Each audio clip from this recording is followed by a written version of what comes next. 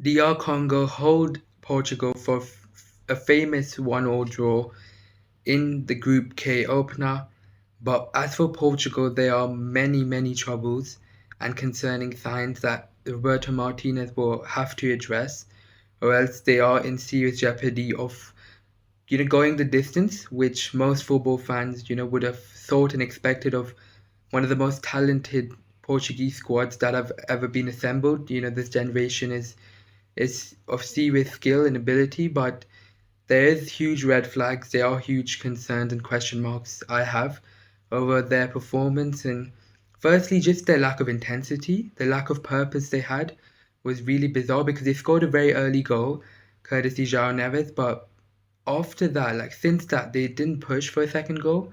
They just kept passing the ball backwards and sideways. There was no purpose, no intensity, no intentionality to their play. It was all very much like going through the motions, and almost like playing like a training game, because they didn't play with any sort of oomph, any real desire to win the game, to make a statement, to score the second goal at least. I can somewhat understand had they played in pragmatic and passive manner after going 2-0 up, but the game was only at 1-0, yet they were playing like the result was a foregone conclusion. But of course, to DR Congo's credit, they turned up, and even in the first half, they were ultra competitive. Of course, they got their reward at the cusp of the halftime interval when Johan Visa headed home the equalizer. That's only what DR Congo deserved, and it was more of the same in the second half, which was equally concerning. There was no real response from Portugal. Um, I have I have serious question marks. Firstly, for all the quality they possess, I think most of it is in that midfield.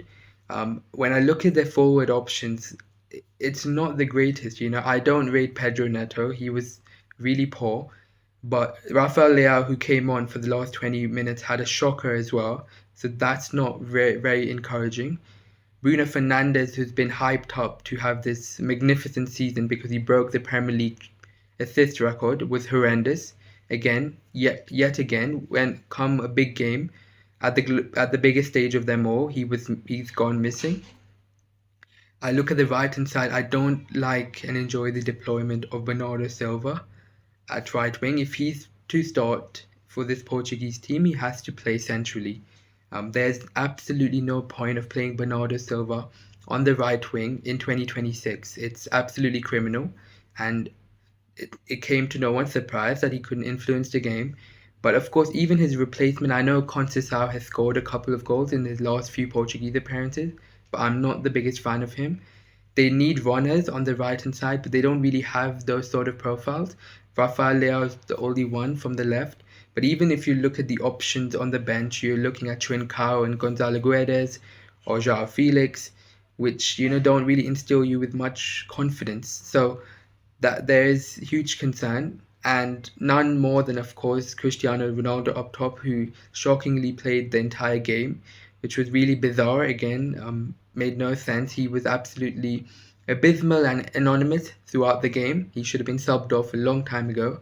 He brought nothing to the game, and he even had a couple of half chances. He was at the cusp, but he didn't even come close to troubling the Congolese goalkeeper. So I think as for that attack, especially, I have their worries for just the cohesion and how well the attack can blend and formulate together, because I'm not really seeing a lot of profiles that I like.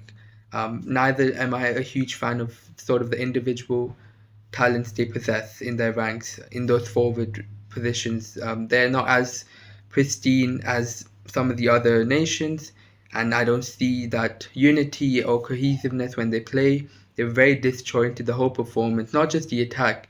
I mean, even the midfield was poor, barring João Neves, who put in a shift, but it was a really lackluster performance, which really, again, is really bizarre given the fact it's their opener. Should have every incentive to go out there and play a good game, even if not make a statement. So, Portuguese fans, let me know in the comments below what you made of your World Cup opener and what you make of Roberto Martinez and his managerial decisions. Thank you for watching. Make sure to like, comment, and follow for more World Cup and football related content coming your way.